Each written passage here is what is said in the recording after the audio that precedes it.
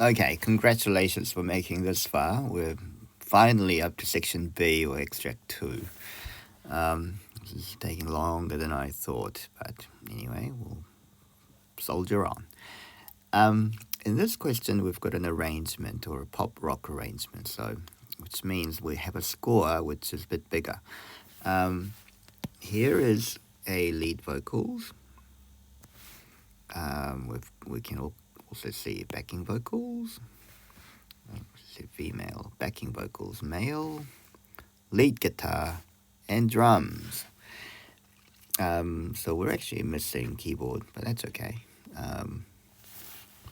Now, this is still Aotearoa, which is quite odd because the song is odd. In the past, NCA Level 1, they would mix up the songs, but they've decided to go with one song for the whole, the whole thing. Okay. Now, so let's have a look at what this is about. So we've got bar 47 marked here. Just incidentally, what you might want to do is just have a look at what male vocal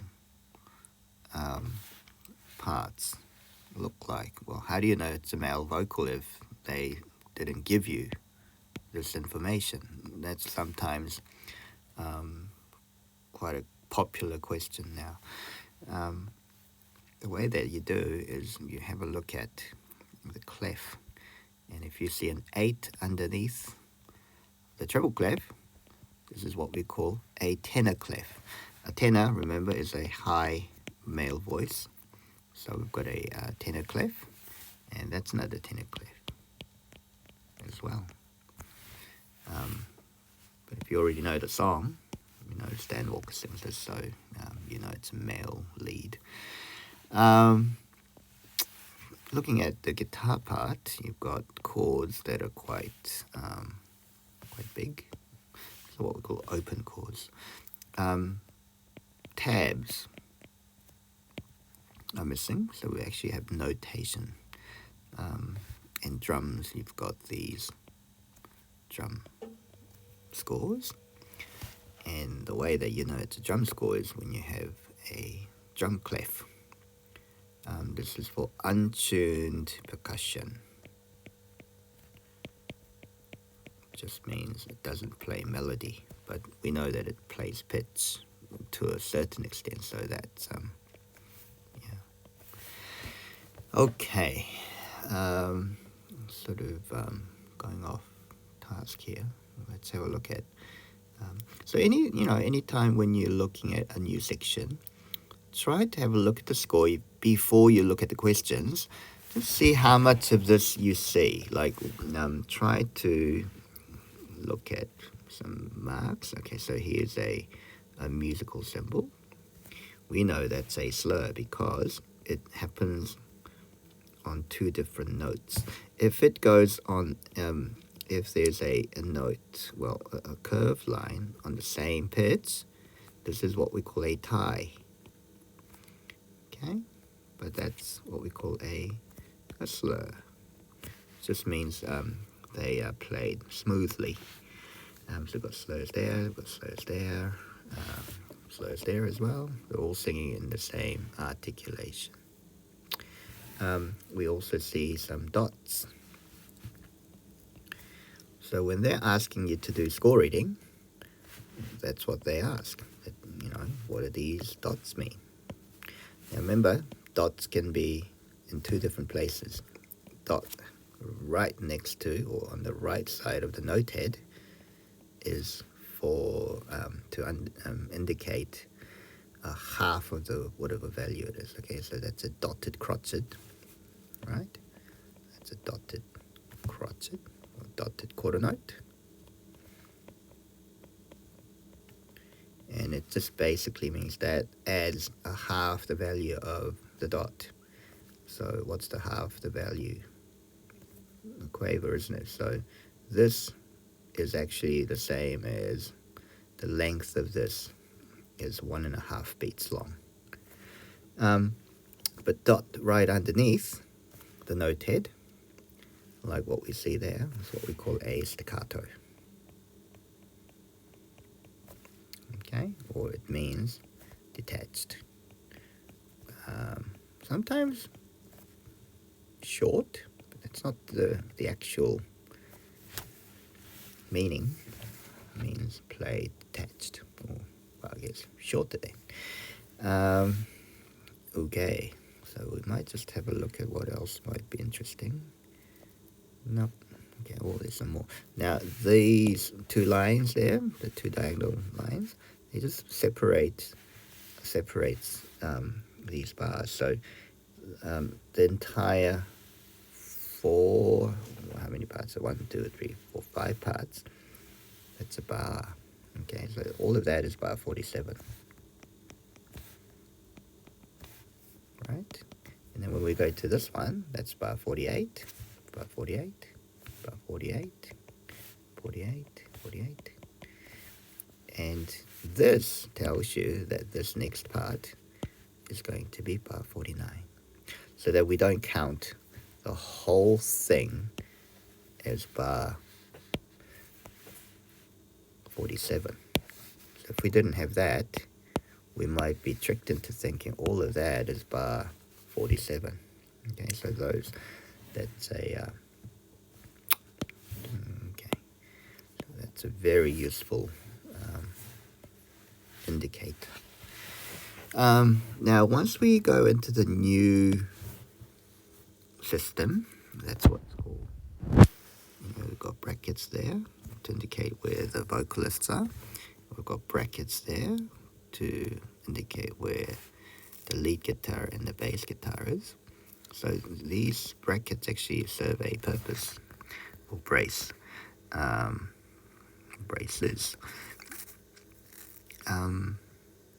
was I going to say? Okay. So when you go to the new line, they are now abbreviated.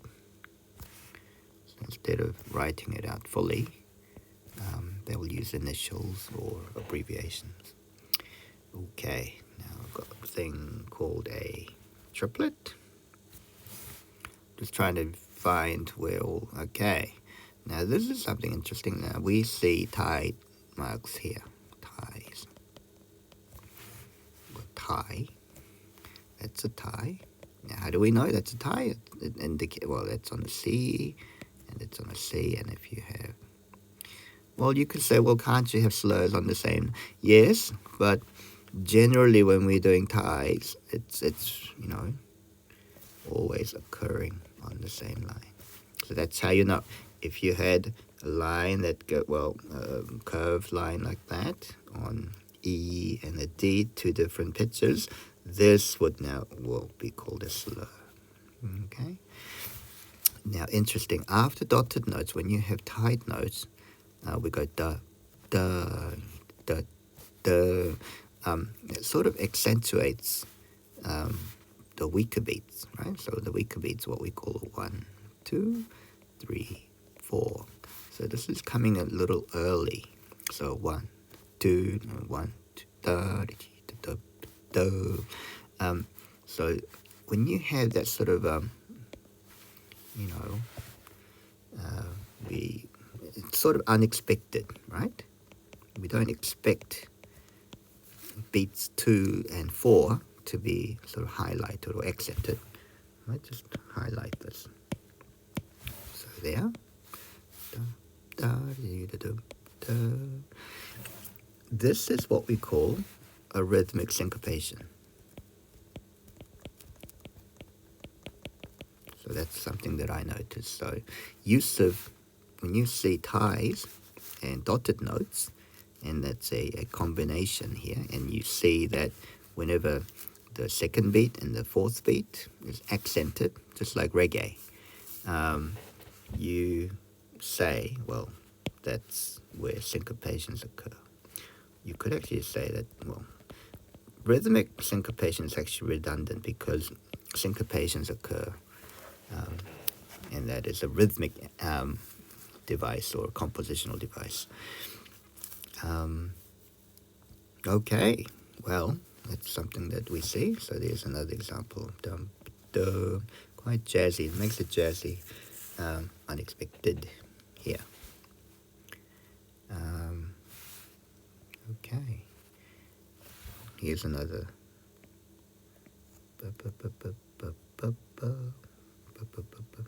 Well, that's sort of I wouldn't say that's a syncopate. I think the bass guitar has the most syncopated part. They're not.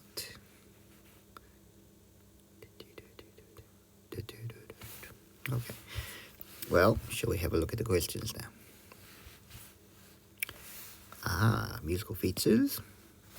Identify a staccato mark on the score and label it 1. So I guess you got to label it 1 like this. So there are two parts to it. ID, staccato mark. Remember, ID, it's an achieved. If you just identify it. Now, this would add to the mark. How would this note be performed? So you have to identify which voice or which instrument plays. So if we go back to our score, let's go back to where we see lots of staccatos, where we can mention that vocal parts have staccatos, right? So at the end of, but they're sort of sporadic, or it doesn't occur that often. So we've got 1 there, 2 there, at the end of sort of a, well, that's at the end of the phrase. But if we go and find something else, okay, so staccato, remember, is detached. Now we can see that lead guitar has staccatos from there, except for that one. Don't know why there's no staccato there. But okay, so we have to identify and go how it's played. So I think I will choose the rhythm guitar, the lead guitar, and say, okay, now what am I going to say? So this is bar 49 when this occurs, and this is beat 1 and 2 and 3 and 4 and. Okay, so the staccato, so we've got to identify words. So we're going to put staccato mark with the big 1 here. Okay, I'm going to put a 1. So I've got an achieved, I think. You do not have to go 1, 1, 1, 1 like this. If you want to be safe, you can do that. But I would just do it once, because I think I know where it is. Okay, so it occurs on the third beat, or the second half of the third beat in bar 49, and it occurs on the. Okay, well, I've actually just found a better version of syncopation. So that's quite a good one too. Look at that. So we expect strong beats to be, okay, I'll come back to syncopation. But anyway, so 3 and 4 and 1 and 2 and 3 and 4 and. Oddly enough, bar 40, that's 50. Okay, so we expect that to be bar 50 too. So these are all bar 50, right? So bar 50, there's no staccato. So this is what I'm going to say. The staccato begins in lead guitar, bar 49, in the second half of beat 3, and occurs throughout in 250, but there's no staccato in 3. Okay, second half of bar 3. I think they want. Okay, then I've done this. So actually, if I say all that, it's going to be too much. They only want, how would this note be played? Okay. So because I want lots of marks, I'll say, okay.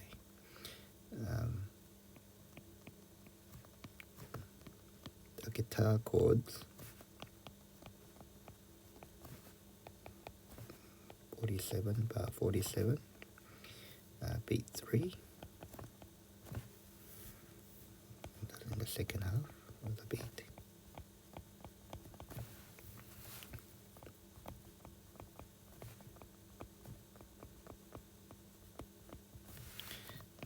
detached, which means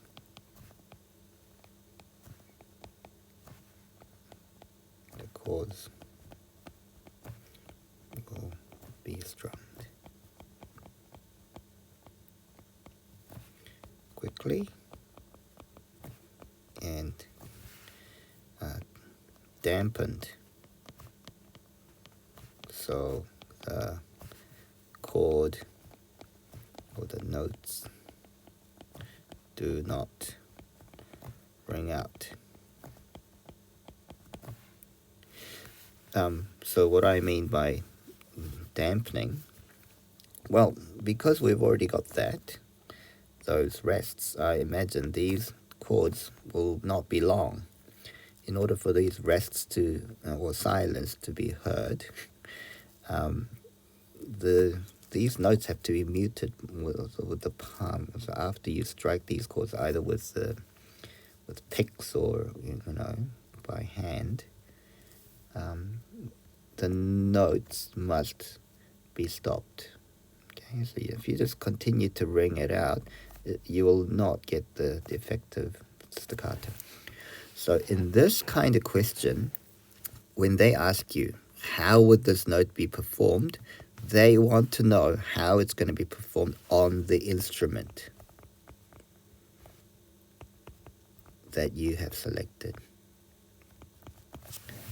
Okay, so notice how I use the word chords, also strumming, and how to do it, how fast or how quickly.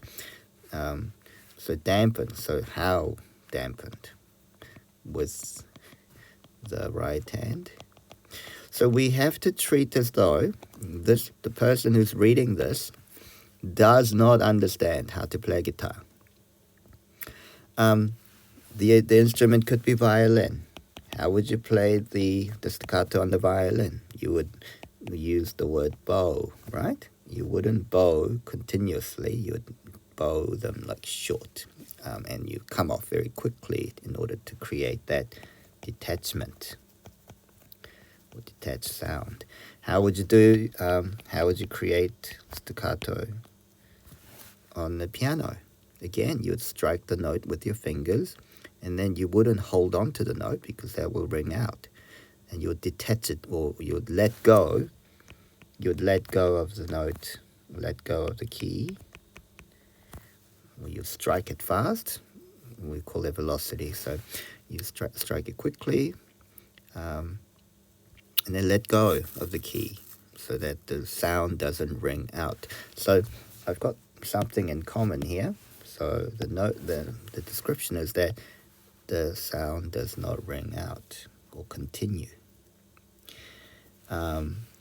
Seems obvious, but whenever you were asked about how, you've got to be very descriptive. Okay. Now, here's the next question. Circle an example of a repetition. The vocal. Now, they are asking a very specific part now. Vocal part on the score and label it 2. Describe the repetition. Okay. Now, repetition is a compositional device. So, if you look at the rhythm, dee-da-da-dee-dum, ba-dee-da-da-dee-dum, ba-dee-da-da-dee-dum, da-da-da-da-da-dum. Okay, so that's repeated. Dee-da-da-da-dum. So we call this is sort of a melodic repetition, isn't it? So B-A-G-E-G, A-B-A-G-E-G, A-B-A-G-E-G makes the music quite catchy. You could describe the notes being played. So melodic repetition is the one that really sticks to our mind too. Let's have a look at any rhythmic repetition. So here's your guitar, drums. So we've got drums going. I assume these are hi-hats.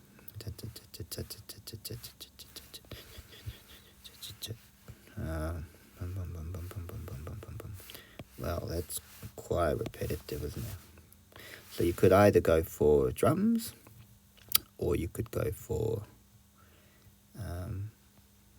the lead vocal.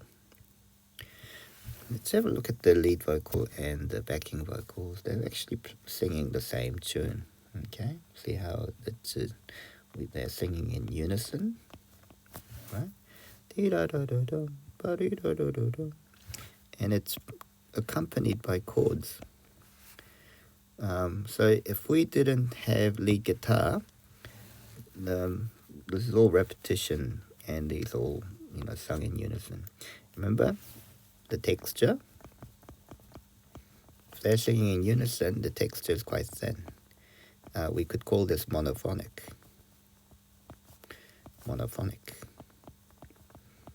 However, if you have chordal accompaniment with melody, this immediately becomes homophonic. Okay, I think we might see questions on texture later, but we're looking for repetition. But I think I'll go with the vocals. So how many times is it repeated? Once. So I'll better label this first. So I'm going to take a color, and I'll go orange. Label it 2. So I'm going to go repetition from there to there. And this is, oops, okay, not a good idea. 2.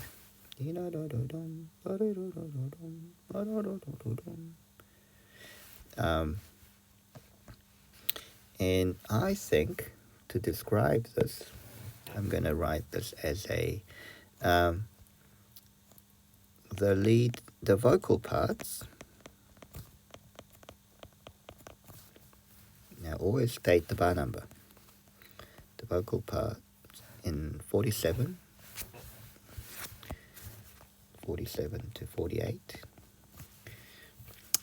use melodic.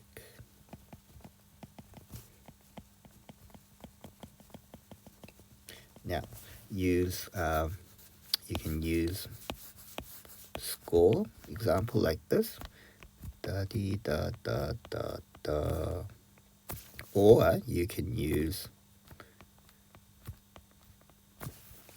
so these notes are A, B, A, B, E, G. It's sort of going up a second, down a second, down a second, down a third. I mean, I'm doing a mini analysis here. The parts are moving in seconds. Anyway, this is repeated 3 times. Okay. You could actually state the rhythm too. So the rhythm goes quavers, semiquavers, and da dee da. So that's like an addition here, isn't it? Dee da da da da, da dee da da da da, ba da da da da da. So the pitch, because it's a melodic repetition, there are 2 parts. There's the pitch, or series of pitches. So how many are there? 1, 2, 3, 4, 5, 6. We could call this a 6-note pattern. It's repeated 3 times using this sort of da dee da da da da. 1, 2, 3, 4, 5, 6. Yeah. Rhythmic repetition.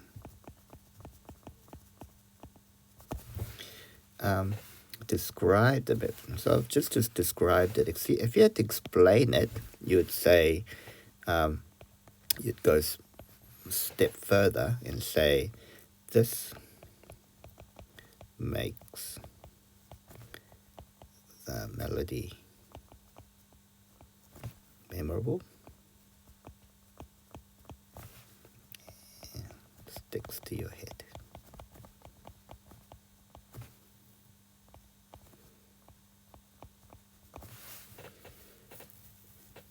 Yeah? Okay.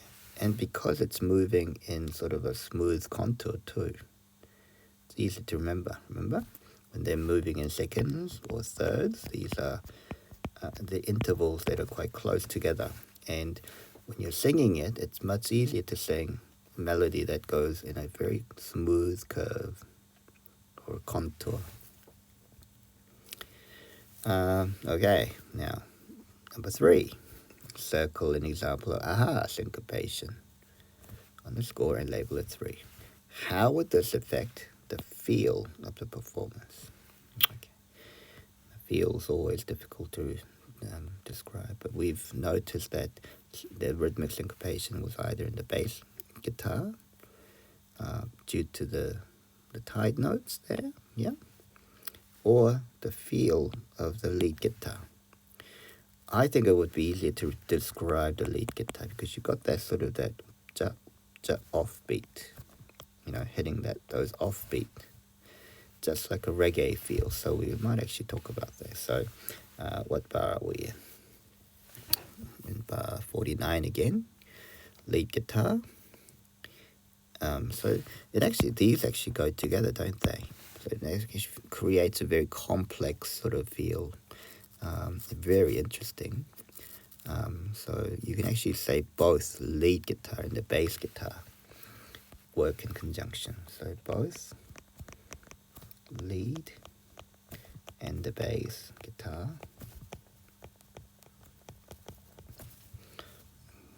play syncopated.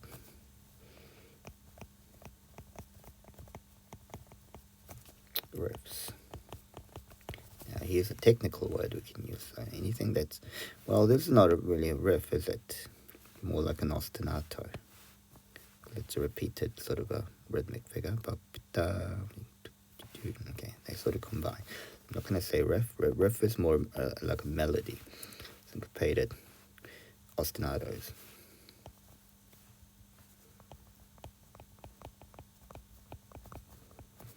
In tandem to create an offbeat feel, typical of the reggae beats. 40 bars 49. So this is, I'm being very specific now. The lead guitar emphasizes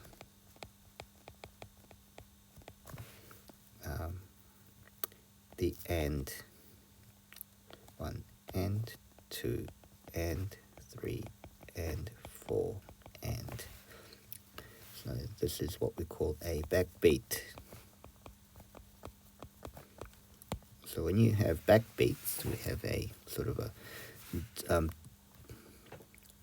what's the word? It's not irregular, well, not regular, but irregular, but also sort of jerky kind of feel to it. So you're not quite, your feet aren't grounded, okay? You don't expect beats, the second half of the beat to be accented. And the bass guitar with the dotted and tied notes in the rhythm adds complexity, which makes it very interesting and unpredictable. So these are some of the keywords I would use. Interesting, unpredictable. But I'm not just simply saying, oh, this is very interesting. I'm giving examples by numbers. I'm saying what is being accented to create that feel of syncopation. I've described which instruments are playing the syncopated parts. So we're specifically looking at these two. Did it say one instrument? An example of Oh, okay. So that's label 3. So they don't say which instruments. Okay. Now I need to add 3 to it. Okay, so I'm going to put 3. So there, and I'm going to put there as well. I think by far this is the longest. Okay. Now circle the vocal tenor. Alright, so remember we looked at this. Okay, now we haven't actually talked about why. What is this? Okay, so that's the vocal tenor. 8 underneath, and that's 4. Okay. What does that tell? Well, what does this tell the performer?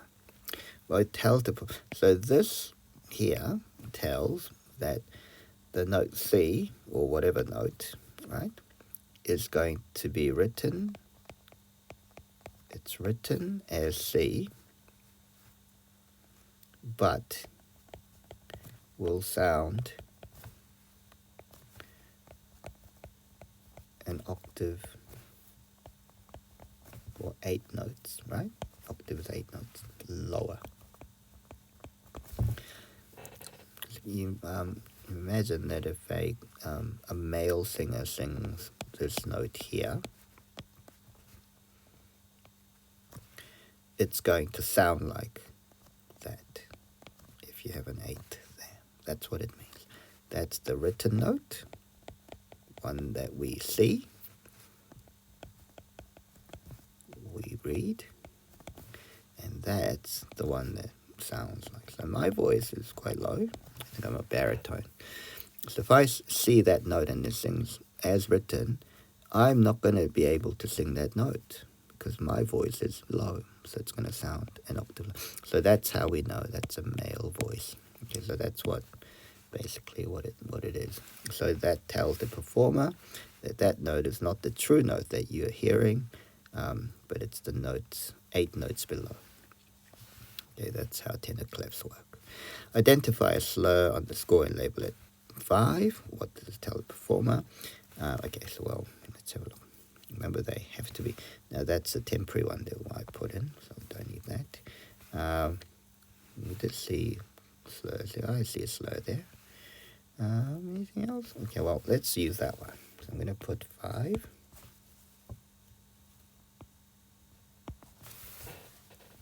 Okay.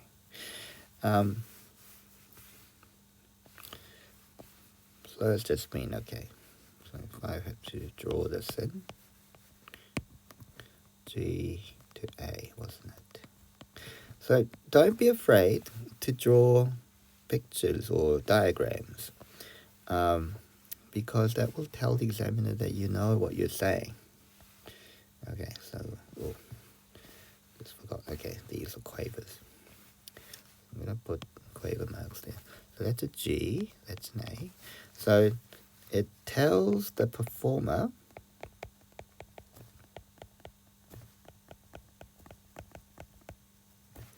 not to play the two, or sing the 2 notes